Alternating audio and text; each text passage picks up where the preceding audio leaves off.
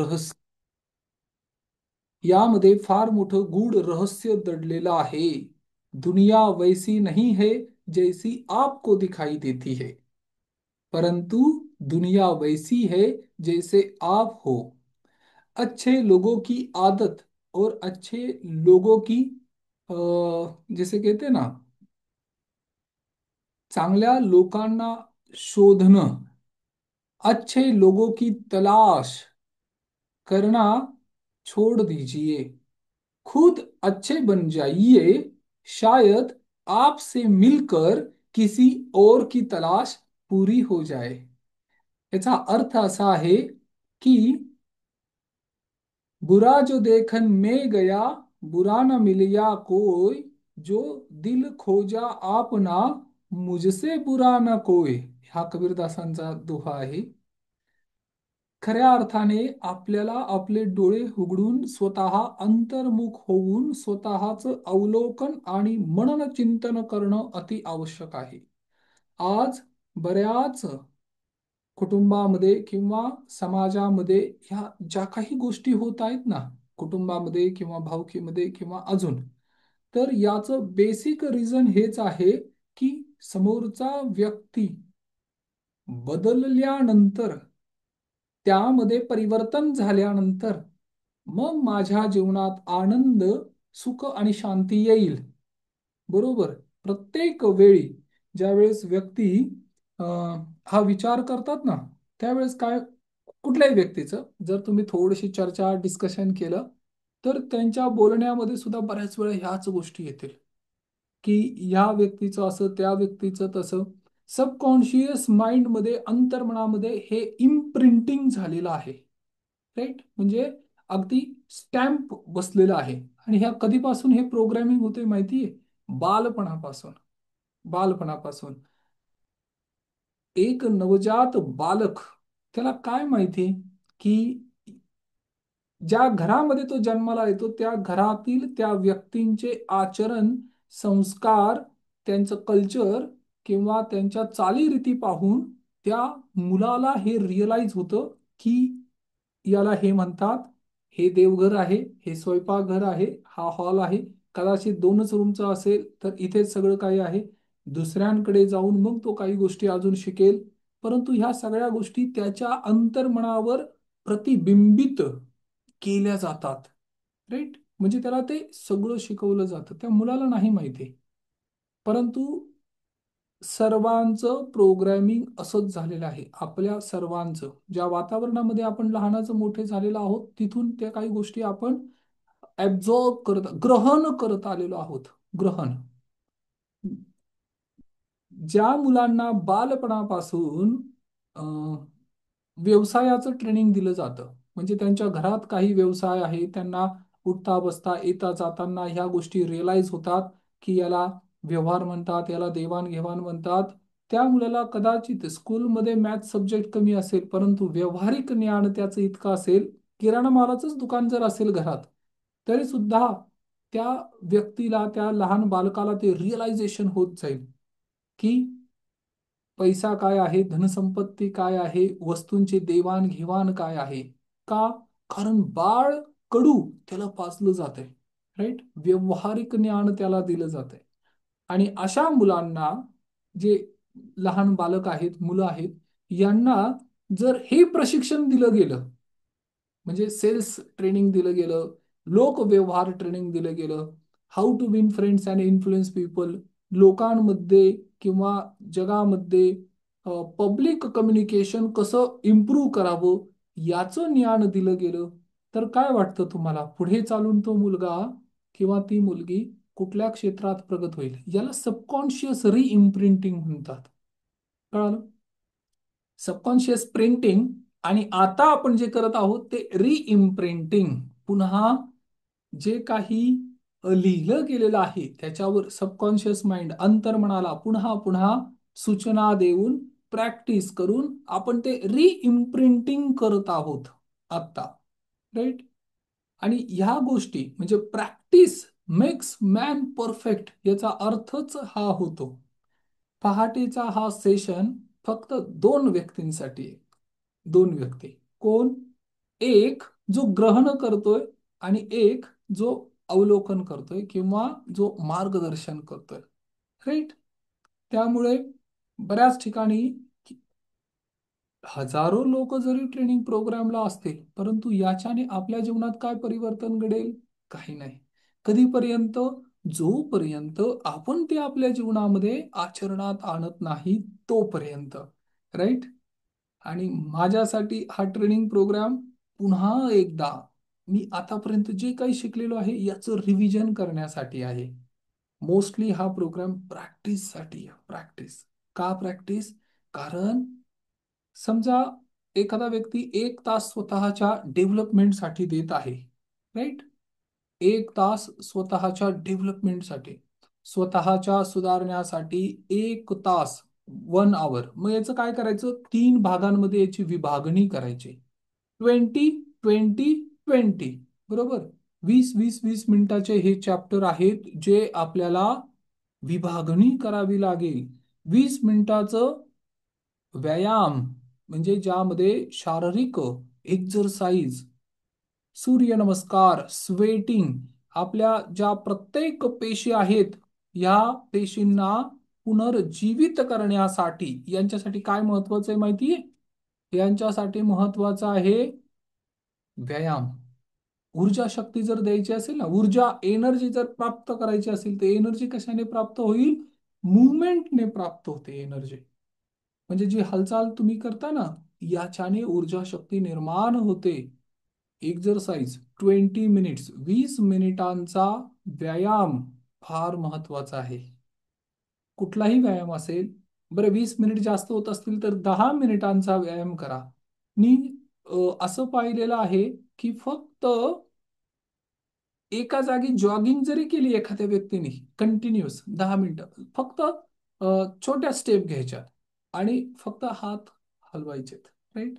एवढं जरी केलं किंवा जम्प केले जमिनीपासून फक्त 1 सेंटीमीटर उंच, 5 mm, एवढं जरी केलं फक्त जमिनीवरून थोडस वर, आणि फक्त उडी मारायची जागेवरच, असं 10 मिनिट जरी केलं तरी हार्ट, लिव्हर, किडनी, लंग्स यांचा चांगला एक्झरसाइज होईल. शून्य मेडिटेशन जर केलं ज्यामध्ये फक्त हातांची मुवमेंट आहे, हात रिव्हॉल्व आहे किंवा स्विंग करायचे, लहान मुलं जसं करतात ना स्विंग, एवढं जरी केलं तरी सुद्धा हार्ट, लिव्हर, किडनी आणि लंग्स म्हणजे हृदय किंवा लिव्हर किंवा फुफ्फुस किंवा किडनी आणि शरीरात हे 4 अवयव फार महत्वाचे आहेत. ज्यावेळेस मी हेल्थवर एखादा सेशन घेईल डिटेलमध्ये आपण डिस्कशन करूया. परंतु आता सध्यासाठी 10 मिनिट, 20 मिनिट, 20 मिनिट एक्झरसाइज करणं फार महत्वाचं आहे. त्याच्यानंतरचे 20 मिनिट जर 1 तास देत असाल, 60 मिनिट देत असाल तर 20-20-20 हा रेशो ठेवा. आणि त्यानंतरचे 20 मिनिट स्वतः अंतर्मुख होण्यासाठी म्हणजे ध्यान करण्यासाठी किंवा माइंडफुल मेडिटेशन करण्यासाठी जे पंच ज्ञानेंद्रिय दिलेली आहेत ना, त्यासाठी 20 मिनिट्स, 10 मिनिट्स हा एक्झरसाइज किंवा ही प्रॅक्टिस करणं महत्वाचं आहे. आणि उरलेले 20 मिनिट तुम्हाला वाचन करणं महत्वाचं आहे. कुठलंही पुस्तक घ्या. आता हे खूप छान बुक आहे. हे पुस्तक दिसतंय तुम्हाला? रॉबिन शर्मा. तुमच्या मृत्यूनंतर कोण रडणार आहे हा विचार कधी करायचा आहे? आत्ता करायचा आहे. कळालं? जन पळभर म्हणतील हाय हाय, परंतु त्यावेळेची परिस्थिती निर्माण होईल. थोडासा आत्ता जर विचार केला ना तर तुमचं कृती आपोआप बदलत जाईल. असं म्हणतात, जीवन जर बदलायचं असेल ना तर मृत्यू कसा हवा ते ठरवावं लागेल. आयसीयू मध्ये नळ्या, नाकातोंडामध्ये नळ्या आहे, अन्न नलिकेत नळी आहे आणि खितपत अंथरुणात बेडवर पडलेला आहे. असा मृत्यू जर हवा असेल तर त्याला अमर्याद म्हणजे त्याला बंधन नाही. अराजकता, अराजकता म्हणतात याला. म्हणजे काय? माझ्या मनात येईल तसं मी व्यवहार करेन. मला जे पाहिजे ते मी खाईल, मला जे पाहिजे ते मी पेईल. मी पहाटे उठणार नाही म्हणजे उशिरा उठेल, उशिरापर्यंत झोपेल, रात्री उशिरापर्यंत जागरण करेल किंवा मोबाईल पाहिल, अराजकता, अनिर्बंध, बंधन नाही कुठलं, असं जर जीवन एखादा व्यक्ती जगत असेल, मी एक व्हिडिओ दाखवेन तुम्हाला आता थोड्या वेळाने, की आरोग्य ज्याला म्हणतात, अनिर्बंध, बंधन नाही काही, असं जीवन जर एखादा व्यक्ती जगत असेल, तर याचे परिणाम काय होतील? हा, मृत्यू. सगळ्यात आधी मृत्यू ठरवावा लागेल, की मला मृत्यू कसा, मरण कसं हवं आहे, मृत्यू. आणि जो व्यक्ती याची आधीच नियोजन करून ठेवेल ना, त्या व्यक्तीचं आचरण अगदी सुनियोजित असेल. या जगामध्ये सगळ्यात मोठी भीती जर काही असेल ना, तर ती मृत्यूची भीती आहे. मृत्यू. सगळ्यात मोठा व्यापार, बिझनेस आणि व्यवहार, ट्रान्झॅक्शन जर कशाच्या नावावर होत असेल, तर ते मृत्यू आहे. मृत्यू. कुणालाही नकोय मृत्यू. अगदी 95 इयर्स, 95 वर्षाचे एखादे वृद्ध व्यक्ती जरी असतील, सिनियर सिटीजन, वडीलधारे व्यक्ती असतील, तरी सुद्धा शेवटच्या क्षणापर्यंत एक आकांक्षा किंवा इच्छा जी अंतर्मनात असते, ती म्हणजे काय? मला अजून जीवन जगायचंय. राईट. कालच एक व्यक्ती मला शेअर करत होते, की तरुण पण लवकर जातं, पण म्हातार पण लवकर जात नाही. आणि हे वाक्य एका वृद्धांचंच होतं. ज्या तरुणपणाकडे आज आपण असंच म्हणतोय ना, की आज वेळ नाहीये, वेळ नाहीये, वेळ नाहीये, हे तर लवकर जाईल. परंतु तिथून पुढचा जो काळ आहे ना, विचार करा, किंवा आजूबाजूचे जे कोणी वृद्ध व्यक्ती असतील त्यांच्याकडे पहा. एका जागी बसून बसून बसून किती बसणार, काय बोलणार, जास्त चालवणार नाही, पाठीचा कणा साथ देणार नाही. ताठ बसायचं म्हटलं, मेडिटेशन ध्यान अंतर्मुख व्हायचं म्हटलं, तर शरीर साथ देत नाही. चालायचं म्हटलं तर गुडघे साथ देत नाही. शरीरातली अवयव काही काही साथ देत नाही. आणि भगवंत पण हेच म्हणेल, जसं मी पॅकिंग दिलं होतं, हे प्रोडक्ट म्हणजे मनुष्य शरीर सगळं निरोगी होतं ना, मग जाताना किंवा परत येताना एक एक अवयव फेल झालेला आहे. असा अवयव, असं शरीर का मला देताय तुम्ही परत? Are you getting it? हा फार महत्वाचा मुद्दा आहे. म्हणून आत्ता मनुष्य जन्म जो प्राप्त झालेला आहे ना, याच्यात ह्या सगळ्या गोष्टी करा. शेवटची पाळी आहे मनुष्य जन्म, चुकली या वर्म, फेरा पडे. फार मोठा फेरा पडेल नंतर. पडेल नाही पडेल माहिती नाही, पुन्हा जन्म मिळेल नाही मिळेल माहिती नाही, परंतु आत्ता मिळालेला आहे ना, आता याचा सदुपयोग करणं गरजेचं आहे. एक एक क्षण जागृत होऊन जगायचंय. म्हणजे 20 मिनिट काय झालं?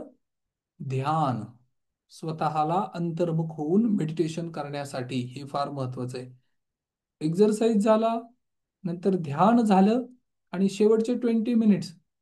बरं, हे 20-20-20चा हा फॉर्म्युला आहे, परंतु जर हा तुम्हाला जास्त वाटत असेल, तर 10-10-10 मिनिटचाच फॉर्म्युला करा.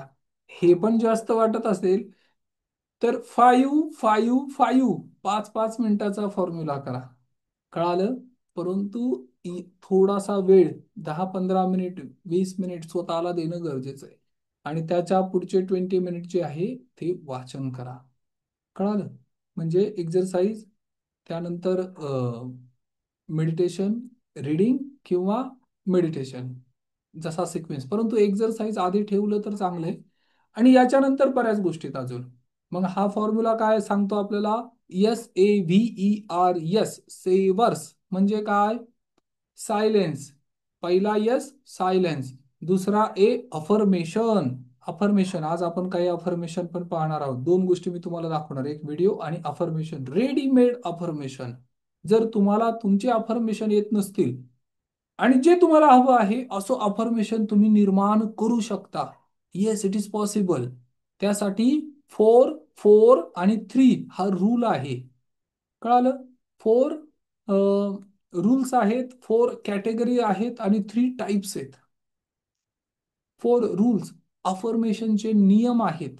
नकारात्मक अफर्मेशन काही लोक बोलतात. उदाहरणार्थ, मला आजारपण नको आहे, मला गरिबी नको आहे. हे अफर्मेशन नाहीये, हे निगेटिव्ह सेंटेन्स आहे. कळालं? याच्याने नकारात्मकता किंवा आजारपण आणि गरिबीच आकर्षित होईल जीवनात. लहान मुलांना जर सांगितलं दरवाजा आपटू नको, तर तो जास्त आपटेल. का? कारण नकोची इमेज तयार होत नाही, आपटण्याची इमेज तयार होते. मोबाईल पाहू नको, मोबाईल पहा, असं त्याच्या अंतर्मनात नकोची इमेज नाही. पुस्तक वाचन कर, हा, ते सकारात्मक आहे. कळालं? अफर्मेशन, स्वतःचे अफर्मेशन निर्माण करा, स्वतःच्या आवाजात ते रेकॉर्ड करा. पहाटे उठताना स्वतः जे रेकॉर्ड केलेले अफर्मेशन आहे ते स्वतःला सांगा. आता जीवनाचे हे चारही जे क्षेत्र आहेत त्या क्षेत्रांमध्ये याचा उपयोग करायचा आहे. अफर्मेशन म्हणजे दुसरा ए जो होता तो अफर्मेशन, त्याच्यानंतर व्हिज्युअलायझेशन. अफर्मेशन बोलत असताना जो व्हिजन बोर्ड लावलेला आहे आपण, या व्हिजन बोर्डला पाहत असताना काय करावं लागेल? व्हिज्युअलाइज करावं लागेल. आणि जसं तुम्ही व्हिज्युअलायझेशन कराल तसं त्या गोष्टी तुमच्या जीवनामध्ये रिअलाइज होईल.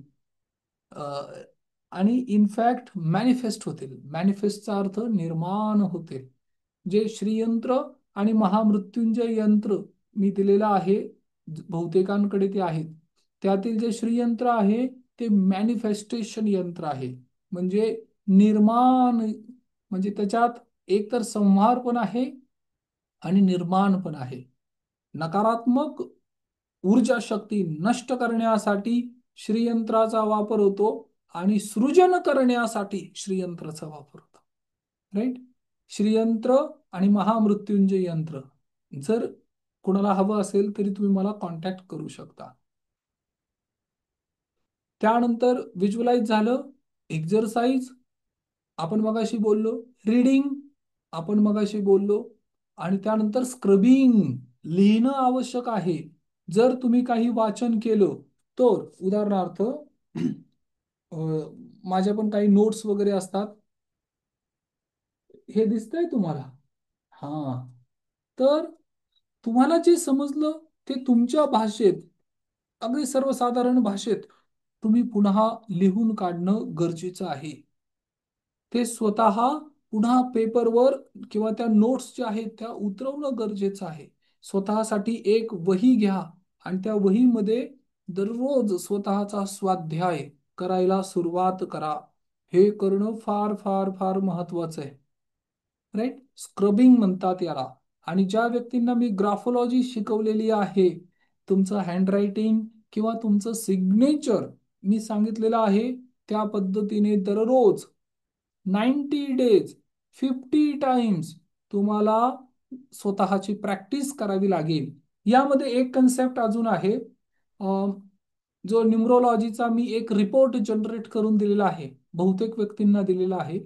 तर त्यामध्ये तुमच्या डेट ऑफ बर्थ नुसार, जन्मतारखेनुसार तुमच्यासाठी जो लकी नंबर आहे, तुमच्यासाठी जे लकी कलर्स आहेत, तुमच्यासाठी जे काही लकी प्लांट्स आहेत, किंवा तुमच्या जीवनात घडणाऱ्या असं 25 पानांचा एक तो रिपोर्ट आहे.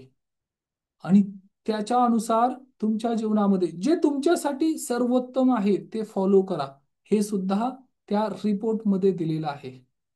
जो न्यूमरोलॉजीचा एक रिपोर्ट जनरेट होतो, यामध्ये इवन तुमच्या नावाचं जे स्पेलिंग आहे, हे मला का आठवलं? ग्राफोलॉजीवरून. कारण बऱ्याच व्यक्तींच्या नावाची, नेम न्यूमरोलॉजी म्हणतात याला, नावाची टोटल जी आहे ती त्यांच्या लकी नंबरच्या विरोधी आहे, विरुद्ध आहे. आणि कधी कधी ज्या गोष्टी सहज सुलभतेने प्राप्त व्हायला हव्यात त्यासाठी विलंब लागतो, वेळ लागतो. राईट? आता उदाहरण द्यायचं झालं, ज्या व्यक्तींच्या नावामध्ये सु, यू, सु, उदाहरणार्थ सुनीता किंवा अजून काही जे असे नावं येतील, यांना हे प्रोनाऊन्सिएशनच असं आहे की संघर्ष जीवनात खूप आहे. वेगवेगळे अजून प्रोनाऊन्सिएशन किंवा उच्चारण आहेत आणि काही नावं अशी आहेत की ज्यांचं उच्चारणमध्येच राजयोग आहे. आफ्टर ऑल हे जे प्रोनाऊन्सिएशन आहे, जे मंत्र आहेत, हे काय आहेत? ध्वनी आहेत. अनाहत नाद आहे, नाद. ज्याचं तुम्ही जितका जास्त पुनरुच्चार कराल तसं तुमच्या शरीरामध्ये परिवर्तन आणि बदल घडत जाईल. त्याच पद्धतीने हे नावांचं पण आहे आणि त्या नावांच्या उच्चाराने सुद्धा जीवनामध्ये परिवर्तन घडतं. त्या नावाची टोटल याच्याने परिवर्तन घडतं. जे तुमचं वाहन किंवा जी गाडी आहे, फोर व्हीलर, टू व्हीलर, याचा जो नंबर आहे, ह्या नंबरने सुद्धा परिवर्तन होतं. क्रेडिट कार्डचा पासवर्ड जो आहे, याच्याने पण परिवर्तन होतं. जो लकी नंबर आहे, तो लकी नंबर तुम्हाला पुटअप करता येईल, म्हणून तो रिपोर्ट जनरेट करून घेणं सुद्धा फार महत्वाचं आहे. या बऱ्याच गोष्टी आहेत आणि हे जोपर्यंत अस्तित्वात आचरणात येत नाही तोपर्यंत बदल घडत नाही. म्हणून आपल्या सगळ्यांचं कॉंग्रॅच्युलेशन.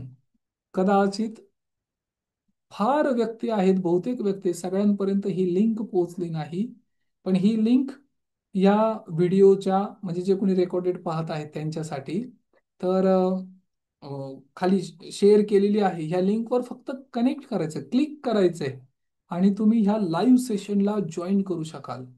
या सेशनचा उद्देशच हा आहे की तुमच्या जीवनामध्ये ट्रान्सफॉर्मेशन आणण्यासाठी हा सेशन आहे. यामध्ये काही मेडिटेशन आहेत जे आज आपण करणार आहोत आणि दोन गोष्टी तर मी तुम्हाला त्वरित दाखवणार आहे. काही गोष्टी मला ऑनलाईन दाखवता येतात, काही गोष्टी ऑफलाईन, कारण त्यांना शेअर करण्यासाठी मर्यादा आहेत. काही रूल्स असतात यूट्यूबचे ज्यामध्ये कॉपी केटिंग असतं किंवा कॉपीराईट असतं, त्यामध्ये थोड्या मर्यादा येतात. त्यामुळे ते व्हिडिओ मी ऑफलाईन दाखवू शकतो, ऑनलाईन नाही दाखवू शकत. आणि हा आपला उद्देश आहे. संघ, संघटन जिथे एकत्रित येतात, जिथे 10 व्यक्ती एकत्रित येतात आणि एकत्रित पद्धतीने मेडिटेशन करतील, वाचन करतील किंवा व्हिज्युअलायझेशन करतील, अफर्मेशन बोलतील, तर त्यांची शक्ती किंवा त्या जी कृती करत आहेत, जी टास्क आहे, तिची शक्ती वृद्धिंगत होत जाते. एकट्या व्यक्तीने भजन करणं किंवा वाचन करणं आणि 10 व्यक्तींनी तेच मंत्रोच्चार करणं, तर त्याचा बेनिफिट जो आहे तो 10 टाइम्स वाढत जातो. लक्षात आलं? हा. आणि काळजी करू नका. आज वेळ, परिस्थिती, काळ, स्थिती कशीही असेल, आता तुमच्या म्हणजे तुमच्यावर जे काही संघर्ष असतील किंवा अजून जे काही गोष्टी असतील, ज्या अडीअडचणीतून तुम्ही जात असाल, तरी सुद्धा अंतर्मनामध्ये विश्वास ठेवा. ह्या ज्या काही कृती आपण करत आहोत याच्याने परिवर्तन आणि बदल घडतोच.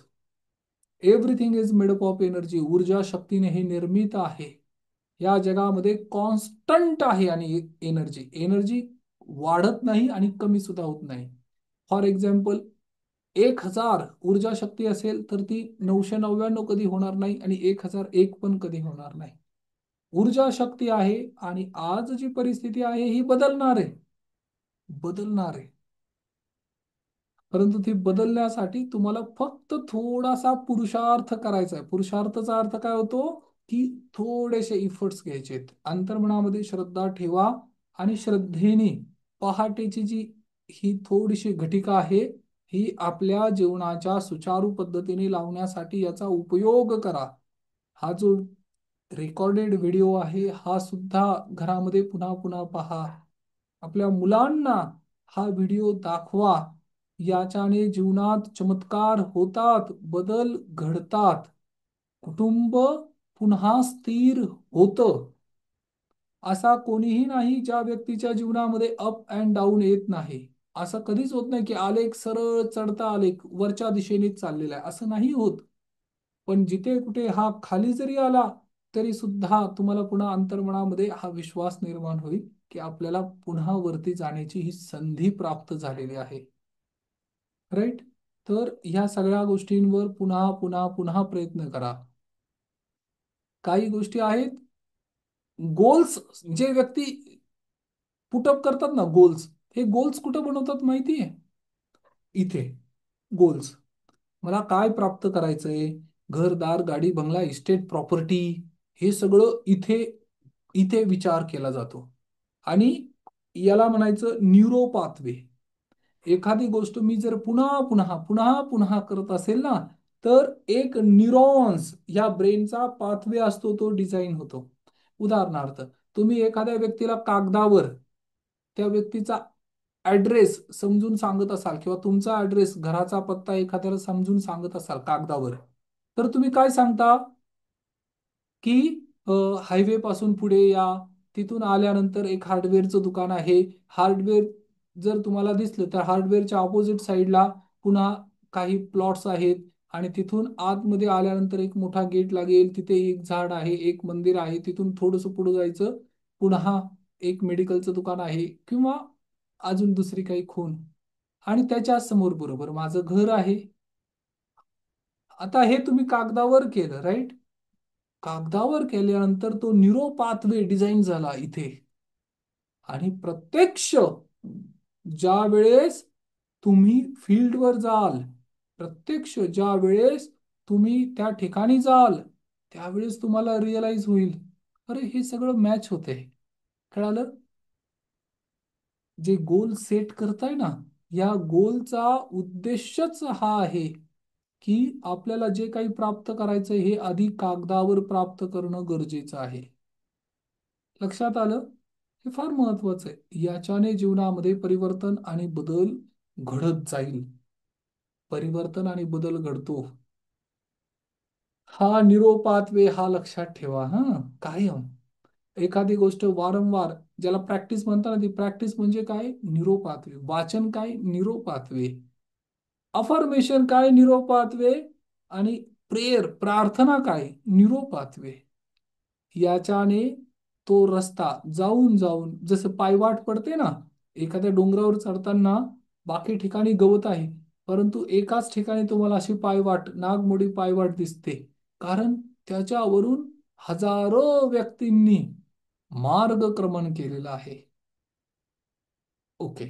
तर आता आपण इथे थांबूया, आणि आपली पुढची जी टास्क आहे, वाचन आपल्याला करायचं आहे.